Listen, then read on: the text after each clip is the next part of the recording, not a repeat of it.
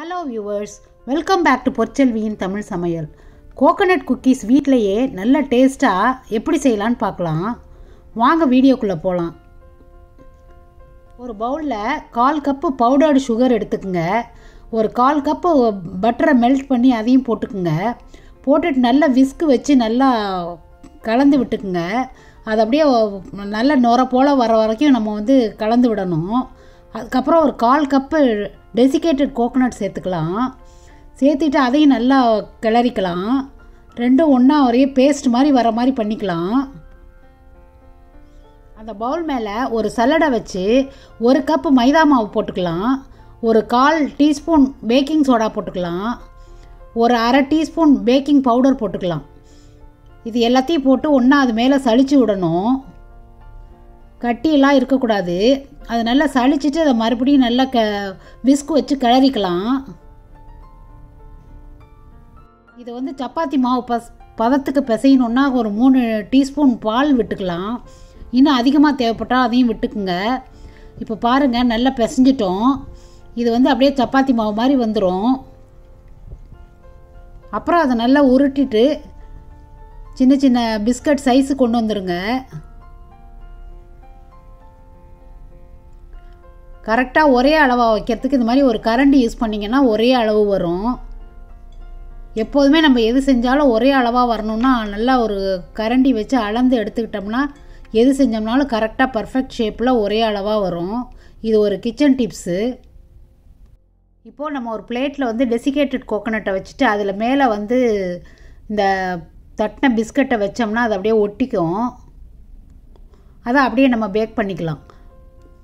இப்போது நான் அவனில் பேக் பண்ண போகிறேன். நீங்கள் சப்போஸ் அவன் இல்லாதவங்க ஒரு எண்ணெய் சட்டியில் செய்கிறதுனா ஒரு எண்ணெய் சட்டியில் நல்லா சூடு பண்ணிக்கிட்டு அது மேலே ஒரு பிளேட் வச்சு அதில் கொஞ்சம் பட்டர் தடவிட்டு அதில் கொஞ்சம் மைதா மாவு கோட் பண்ணிவிட்டு மேலே அடுக்கிட்டு ஒரு 10 அல்லது 15 நிமிஷம் வச்சு பேக் பண்ணிங்கன்னா நல்லா அழகாக அது ரெடி ஆகிடும். இந்த மாதிரி இதை வரிசையாக அடுக்கிக்கலாம். அப்படியே இந்த பேக்கிங் ட்ரேயை அவனில் வச்சு பேக் பண்ணி எடுத்துக்கலாம். ஃபஸ்ட்டு ப்ரீ ஹீட் பண்ணிவிட்டு 170 டிகிரி 12லேருந்து 15 நிமிஷம் வைக்கணும்.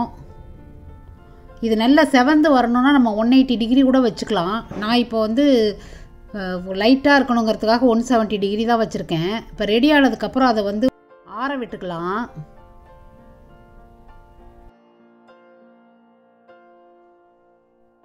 இந்த குக்கீஸ் டீயோடு சேர்த்து ஈவினிங்கில் சாப்பிட்டா ரொம்ப டேஸ்ட்டாக இருக்குங்க. நம்ம வீட்டிலே செய்கிறதுனால நம்ம சுத்தமான பட்ரு மைதா மாவு எல்லாமே சேர்த்து செய்கிறோம்.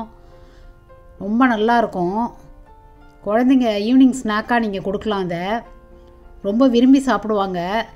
கோகனட் நமக்கு நல்ல சத்தான ஆகாரம். அதனால் நம்ம கோகனட் குக்கீஸே செஞ்சு சாப்பிட்லாம்.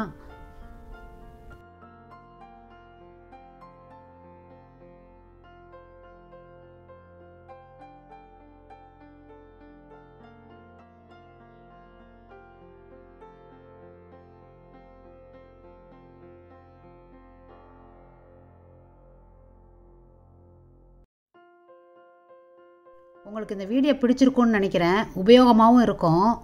பிடிச்சிருந்தால் லைக் பண்ணுங்கள், கமெண்ட் பண்ணுங்கள். மறக்காமல் உங்கள் ஃப்ரெண்ட்ஸ் அண்ட் ஃபேமிலிக்கு ஷேர் பண்ணுங்கள், சப்ஸ்கிரைப் பண்ணுங்கள். மீண்டும் ஒரு பதிவில் சந்திப்போம். தேங்க்யூ ஃபார் வாட்சிங். வணக்கம்.